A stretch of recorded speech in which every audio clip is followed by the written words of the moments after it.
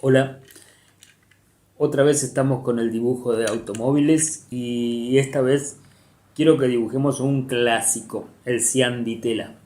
Cian di Tela 1500, que en Buenos Aires se hizo muy famoso en la década 60, 70, porque fue utilizado como taxi, sobre todo. Si bien había modelos para uso familiar, incluso estaba lo que le decían el Cian Argenta, que era la camioneta, y había otro con una versión rural para más pasajeros. Pero es importante esto en cuanto a las características. Fíjate la trompa que tiene, muy particular, las aletas típicas de los autos de la década de 60 que venían con la reminiscencia de ese diseño de los aviones.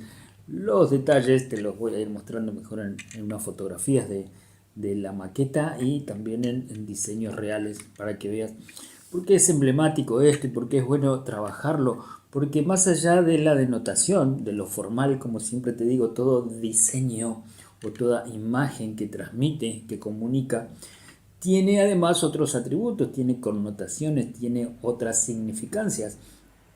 Por eso el Cianditela relacionado con el taxi, ¿no? Es más, hay un monumento aquí en Puerto Madero, en la Plaza de los Italianos, que es el monumento al taxista, donde hay un Cianditela esculpido.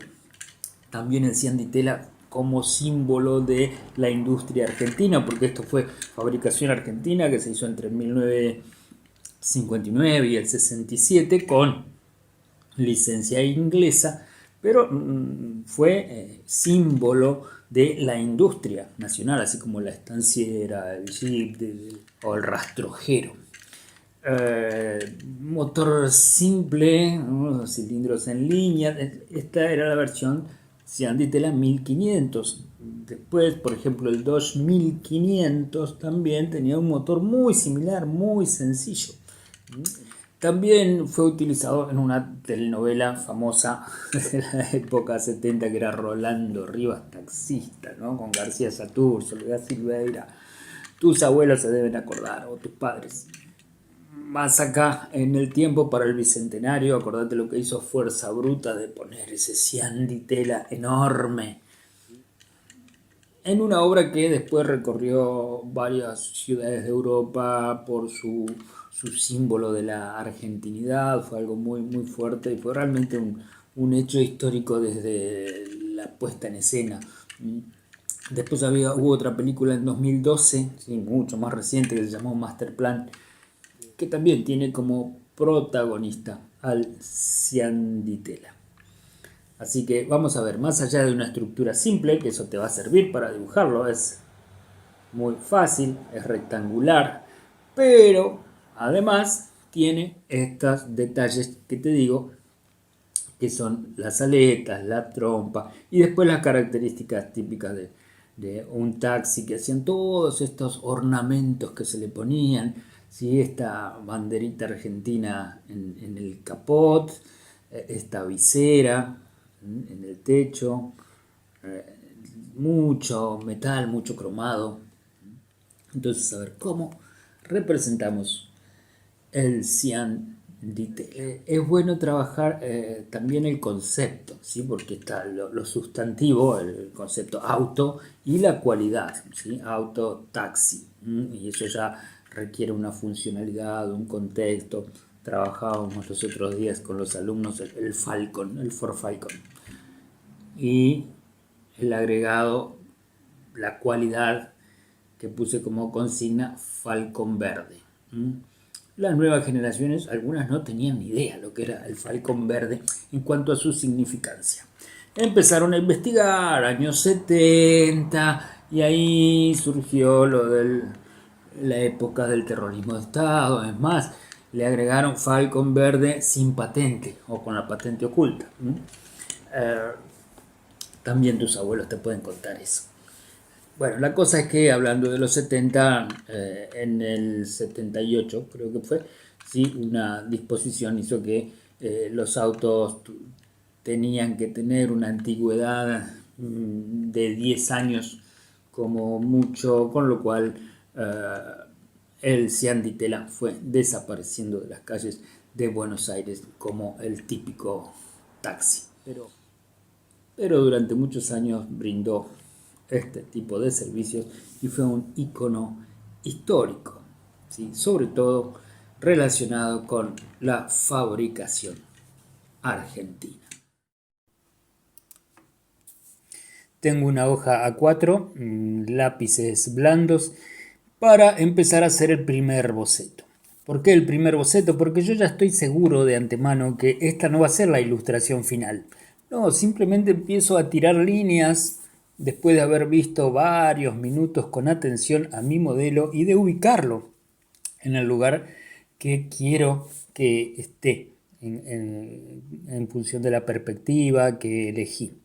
Y voy familiarizándome con las formas fundamentales dentro de esa estructura rectangular en este caso, sin preocuparme por la perfección.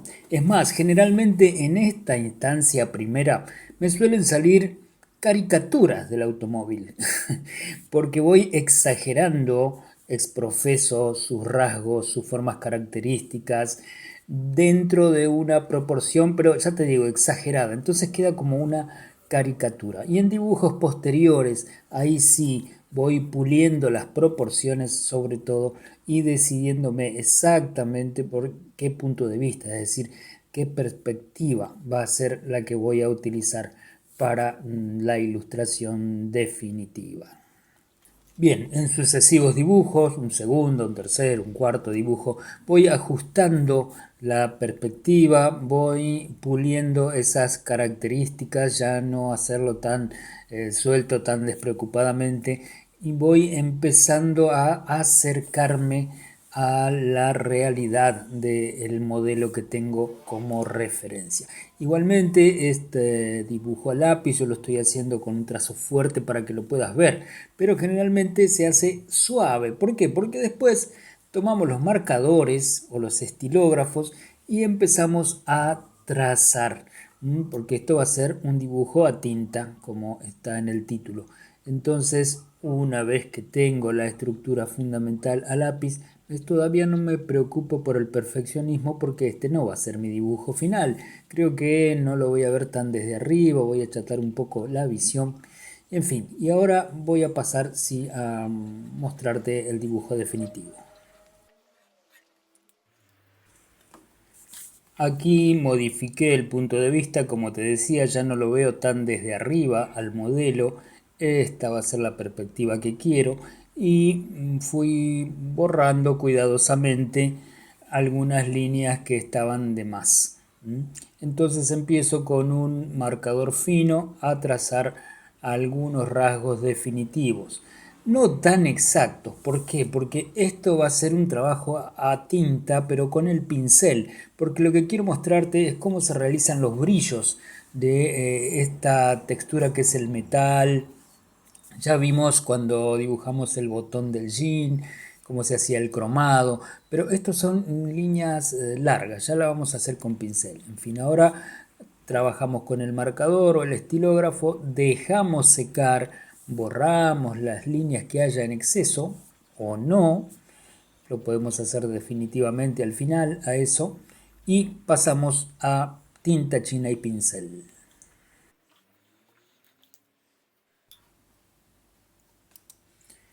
Una vez que tracé todas las líneas que creí necesarias para que me sirvan como base a efectos de empezar a pintar con el pincel, recurro a la tinta china y voy llenando las zonas de plenos, porque vamos a trabajar con el máximo contraste, positivo y negativo.